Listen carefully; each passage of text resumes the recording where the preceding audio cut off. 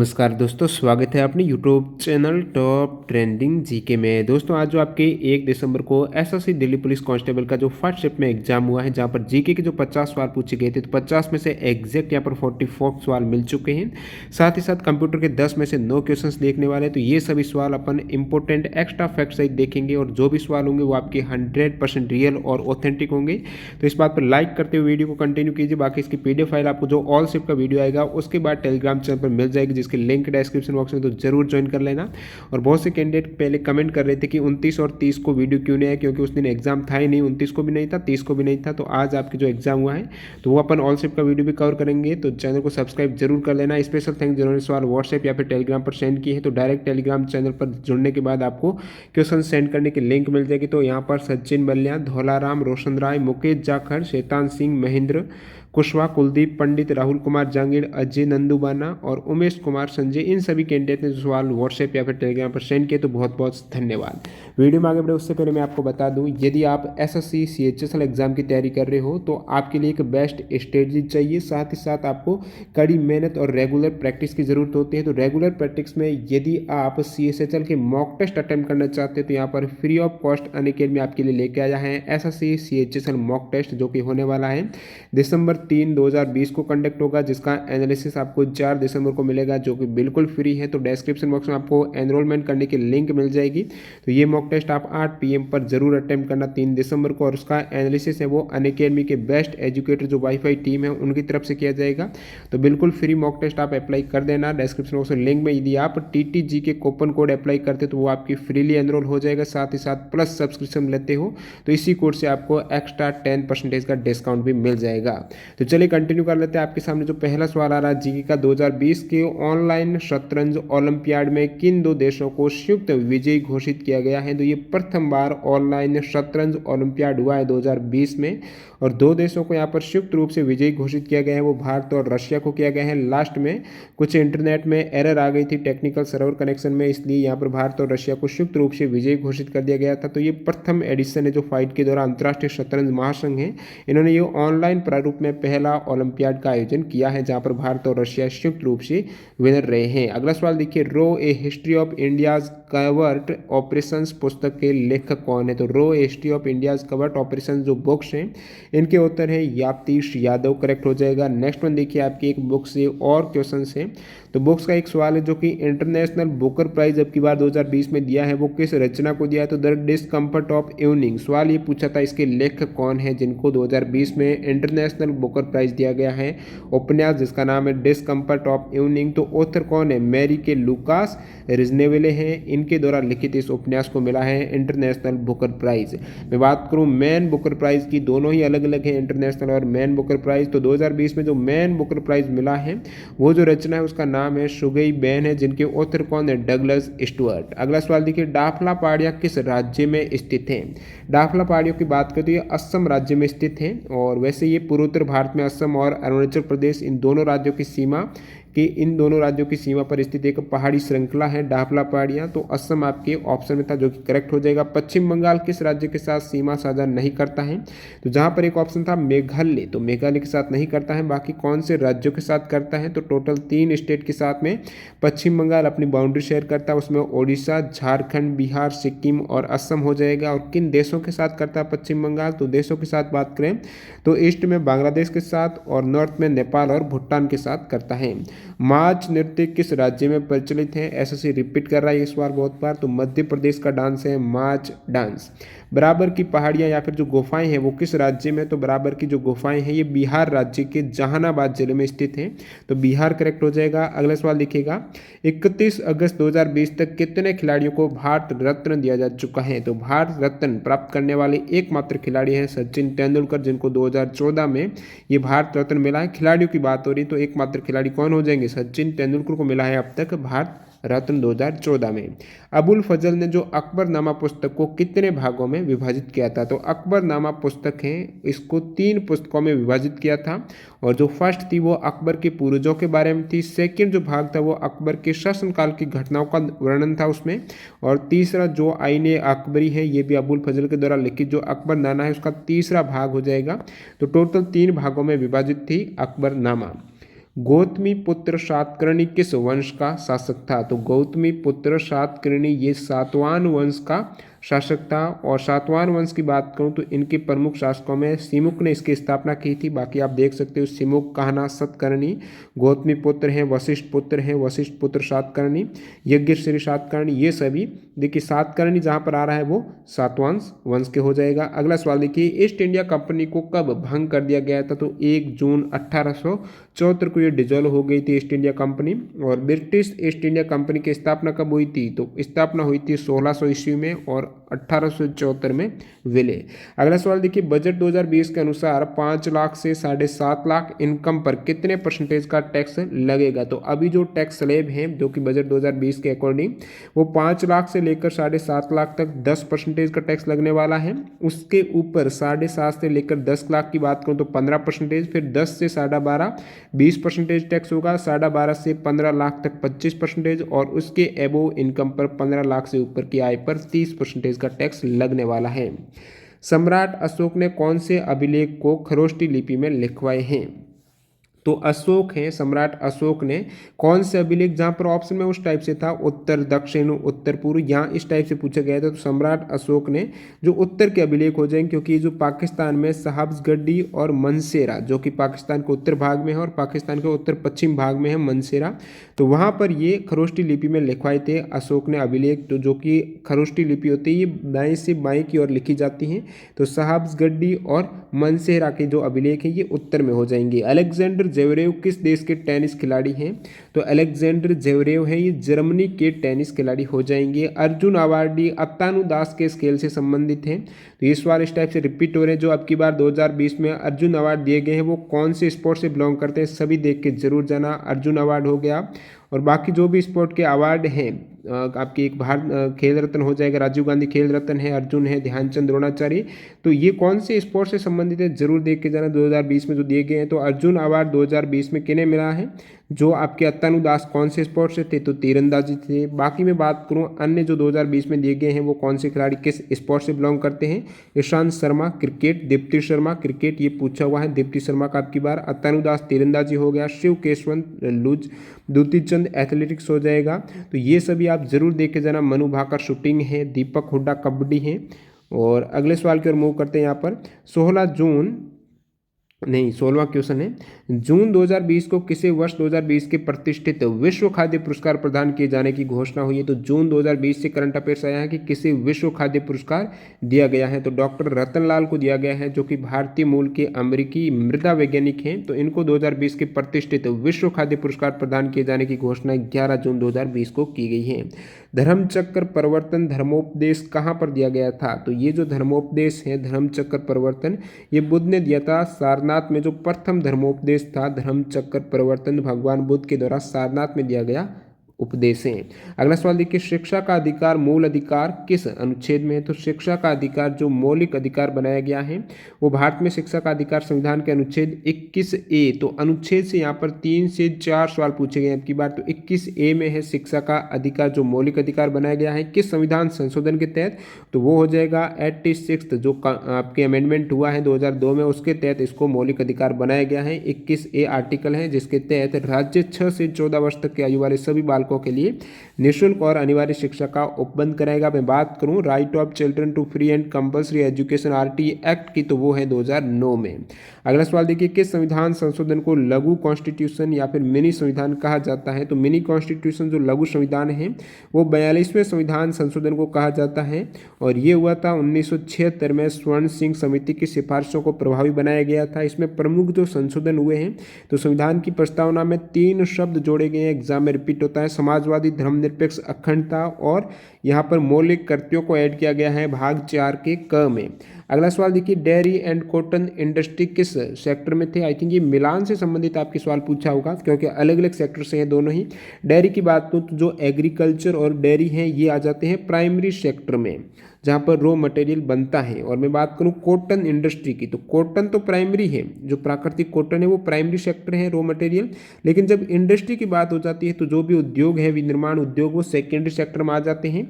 तो primary sector अर्थव्यवस्था का वह क्षेत्र है जो प्राकृतिक संसाधनों का सीधा उपयोग करता है, जिसमें कृषि हो गया, वानिकी, मछली पकड़ना, खनन है। बाकी अन्य 2 ऑप्शन कौन से थे आप कमेंट करके जरूर बताना। यदि मिलान से सवाल था, तृतीय क्षेत्र है, ये सेवा से होता है, सर्विस सेक्टर है। छोटे कण किस प्रकार की मिट्टी में होते हैं, तो ये भी थोड़ा अस्पष्ट सवाल है, किस टाइप से एग्जैक्ट सवाल था। ये ऑप्शन बता रहा है स्टूडेंट कि काली मिट्टी है, चिकनी है, जलोढ़ मिट्टी है। तो मैं बात करूं जलोढ़ की, तो इसमें तो छोटे नहीं होने चाहिए, क्योंकि ये मिट्टी है नदियों के द्वारा बहकर लाई जाती हैं, तो ये भी आपकी थोड़ा डाउटफुल है। अगला सवाल देखिए, जीवी राजा स्पोर्ट अवार्ड किस राज्य द्वारा दिया जाता है, ये केरल करेक्ट हो जाएगा। और 2020 में जीवी राजा जो स्पोर्ट अवार्ड दिया गया है वो मोहम्मद अनास को दिया गया है। अगला सवाल, 9वीं अनुसूची को संविधान में कब शामिल किया गया है, तो 9th शेड्यूल है जो संविधान के प्रथम संशोधन अधिनियम 1951 में ये शामिल हुई थी। 9वीं अनुसूची को 1951 में प्रथम संविधान संशोधन कब हुआ था, 1951 में, जो कि 9वीं अनुसूची को उसमें शामिल किया गया था। और मैं 9th शेड्यूल की बात करूँ तो ये ऐतिहासिक रूप से भारत में हुए भूमि सुधार कानूनों से जुड़ी हुई है। एग्जाम में पूछा हुआ सवाल है, 9वीं अनुसूची किससे संबंधित है, तो भूमि सुधार कानून से संबंधित है। और इसमें जितने भी विषय आ जाते हैं वो केंद्र, आप उसको न्यायालय में चुनौती नहीं दे सकते हो। तो केंद्र और राज्य कानूनों की एक ऐसी सूची है जिसमें न्यायालय में चुनौती नहीं दी जा सकती है और भूमि सुधार कानून से जुड़ी हुई है। और इसमें अनुच्छेद 31B के तहत जो भी विषय हैं उनको कानूनी संरक्षण प्राप्त है। अगला सवाल देखिए, यूएस ओपन 2020 में आर बोपन्ना ने जो मेंस डबल्स में किसके साथ जोड़ी बनाई थी, तो इनके जो जोड़ीदार कौन थे, बोपन्ना के थे डेनिस शापोवलोव। तो ये कैनेडियन प्रोफेशनल टेनिस खिलाड़ी हैं। तो डेनिस जो शापोवलोव थे, आर बोपन्ना हैं, उनके जोड़ीदार थे यूएस ओपन 2020 में, जिसमें चैंपियन कौन रहा था मेन सिंगल में, तो डोमिनिक थीम रहे थे, और वुमेन सिंगल में नोआमी ओस्का। ख्वाजा अब्दुल समद सिराजी नामक चित्रकार को भारत कौन से मुगल बादशाह ने बुलाया था, किन्होंने इनवाइट किया था, जो अब्दुल समद सिराजी नामक एक पेंटर थे, तो ये हुमायूं के साथ भारत आए थे और ईरानी कला केंद्र सिराजी का रहने वाला था। और ये श्रेष्ठ चित्रकारों के कारण इसे हुमायूं ने श्री कलम की उपाधि दी थी और इसने हुमायूं और अकबर को कला शिक्षा दी। अकबर की चित्रशाला का ये प्रमुख था। तो ये हुमायूं के साथ में भारत आए थे, ख्वाजा अब्दुल समद सिराजी। अगला सवाल देखिए, जंस्कार नदी किसकी सहायक नदी है, तो ये हो जाएगी सिंधु नदी की एक उपनदी है जंस्कार नदी, जो कि लद्दाख केंद्र शासित प्रदेश से बहने वाली नदी हो जाएगी।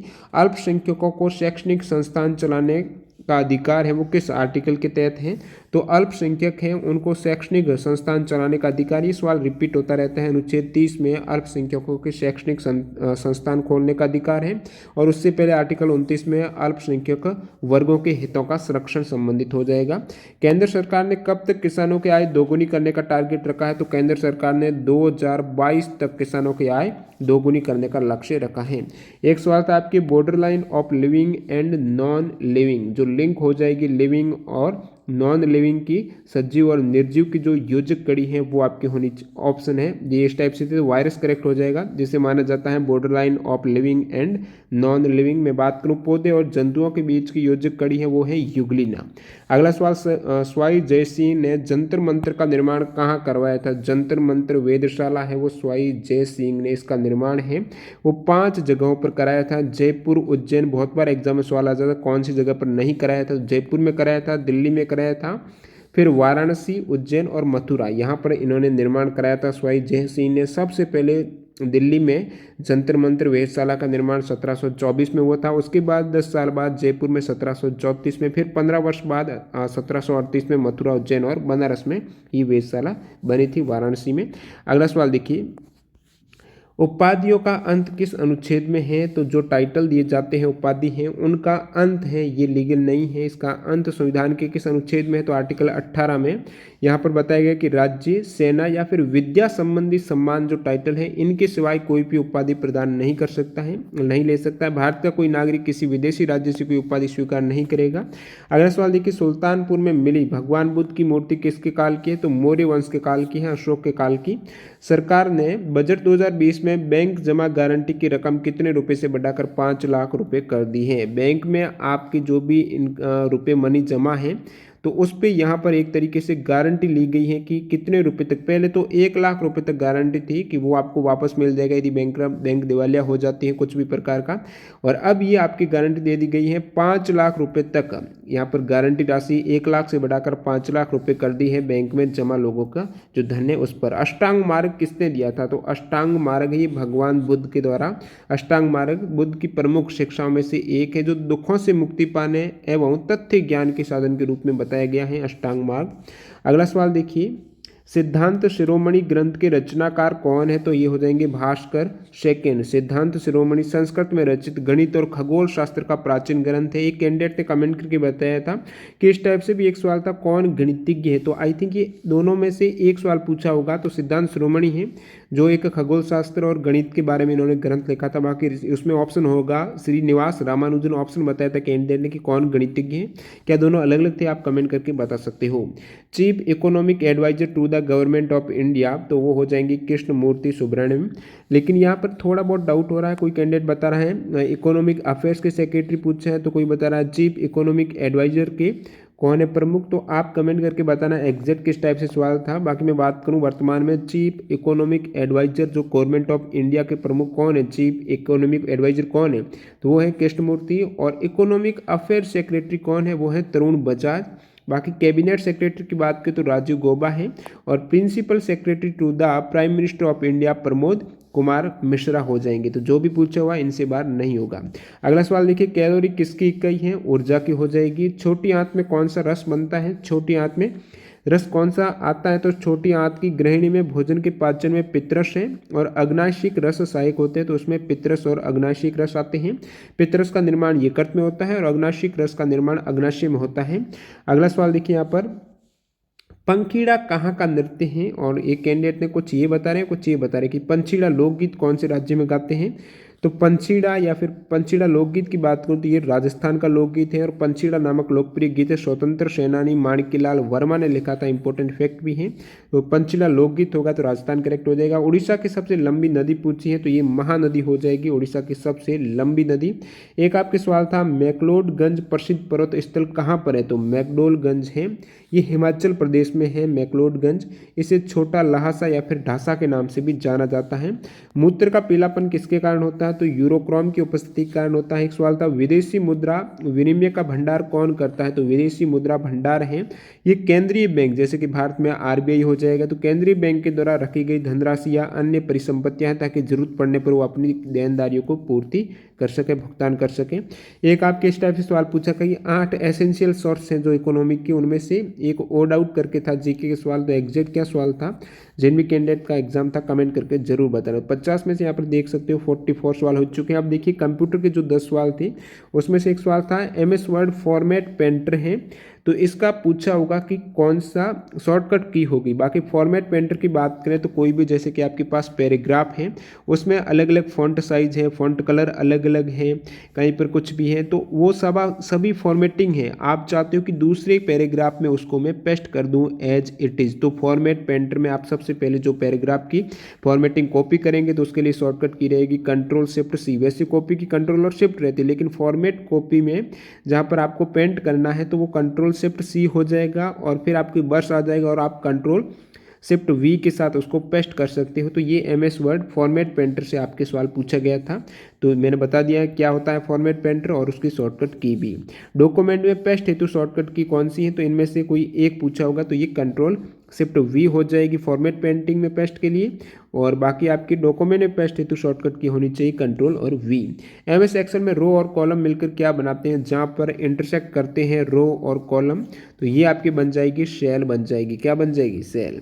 सही कथन कौन सा? इस टाइप से एक सवाल था जहाँ पर सही स्टेटमेंट दिया गया था कि MS वर्ड में न्यू डॉक्यूमेंट ओपन करने के लिए ऑफिस बटन से न्यू सेलेक्ट करते हैं। तो MS वर्ड आप ओपन करेंगे तो सबसे लेफ्ट साइड कॉर्नर में आपको इस टाइप से दिख जाएगा, जहाँ पर क्लिक करेंगे ये है आपके ऑफिस ऑफिस बटन। तो ऑफिस बटन पर क्लिक करने पर आपको ऑप्शन मिल जाएगा, ओपन न्यू डॉक्यूमेंट आ जाएगा, सेव एज, इस प्रकार से प्रिंट वगैरह सारे ऑप्शन हो जाएंगे उसमें। इंटरनेट फाइल ट्रांसफर के लिए प्रोटोकॉल कौन सा है, तो फाइल ट्रांसफर प्रोटोकॉल का आपके एक सवाल पूछा गया था, जो कि नेटवर्क प्रोटोकॉल है। यूज किया जाता है ट्रांसफर ऑफ कंप्यूटर फाइल, एक कंप्यूटर के फाइल को क्लाइंट और सर्वर के मध्य दूसरे कंप्यूटर में ट्रांसफर करने के लिए फाइल ट्रांसफर प्रोटोकॉल का उपयोग होता है। एक आपके कैंडिडेट बताएं कि आईपी एड्रेस से भी एक सवाल था, तो इनमें से आई थिंक दोनों में से एक पूछा होगा, तो ऑप्शन में आईपी एड्रेस वगैरह भी कुछ दिया होगा। तो आईपी एड्रेस यानी इंटरनेट प्रोटोकॉल एड्रेस, बहुत बार एग्जाम पूछ लिया जाता है कौन सा आईपी एड्रेस है कौन सा नहीं, तो आईपी एड्रेस इस टाइप से होता है, आप देख सकते हो। नेक्स्ट में देखिए कौन सा ईमेल सर्विस प्रोवाइडर नहीं है, ये आपके पूछा गया था एग्जैक्ट जो ऑप्शन थे, तो उसमें हॉटमेल, याहू, जीमेल, कॉलवेल ये थे, तो कॉलवेल हो जाएगा, बाकी सभी ईमेल सर्विस प्रोवाइडर हैं। और एग्जाम में पूछा हुआ सवाल है आपकी बार दिल्ली पुलिस में, इस स्टेप में नहीं है लेकिन इससे पहले था कि कौन सा ईमेल सही है, तो ईमेल फॉर्मेट में सबसे पहले होता है यूजर नेम, जैसे कि जो भी आपका नाम है, जैसे शिवा आपका नाम है तो यूजर नेम आ जाएगा, आप कुछ भी लिख दो आपके नंबर वगैरह, तो शिवा 11 लिख दे, ये यूजर नेम हो गया। उसके बाद आपको @ सिंबल यूज करना ही करना है, और बीच में स्पेस नहीं होना चाहिए, कौन सा मेल नहीं तो स्पेस आ जाए तो वो नहीं होगा, और साथ ही ये @ सिंबल आ जाएगा उसमें, और लास्ट पार्ट में आपकी डोमेन आ जाएगी, जैसे कि .com हो गया, .in हो गया, .xyz कुछ भी। अगला सवाल, सब स्क्रिप्ट या सुपर स्क्रिप्ट की आपको शॉर्टकट की पूछी है, तो सब स्क्रिप्ट की बात करूं तो ये नीचे वाला हो जाएगा, जैसे कि मैंने लिख दिया SN लिख दिया, तो N यहाँ पर क्या है नीचे आ रहा है इसके, तो वो हो जाएगा सब स्क्रिप्ट, और ऊपर आ जैसे कि 2 की पावर 5 लिख रहा हूँ तो ये सुपर स्क्रिप्ट है।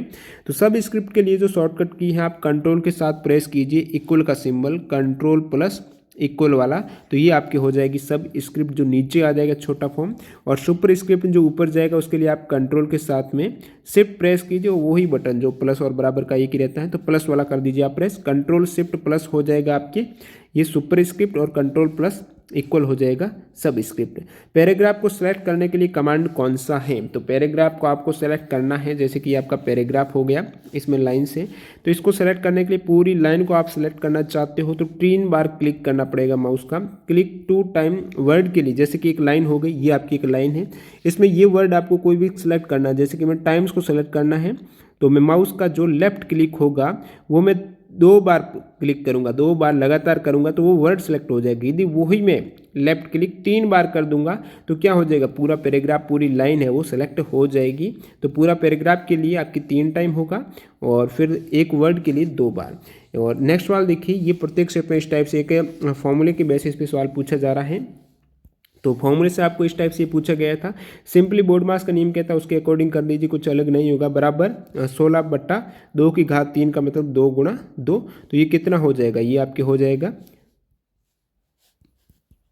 आंसर 2 आ गया, मतलब आपको भाग देना था 16 में 8 का भाग, तो कितना आंसर हो जाएगा, 2 ही हो जाएगा। तो अगला सवाल, तो ये आपके टोटल 8 सवाल हो गए कंप्यूटर के, बाकी जीके के सारे सवाल कवर हो चुके हैं। मिलते हैं और से वीडियो के साथ, धन्यवाद।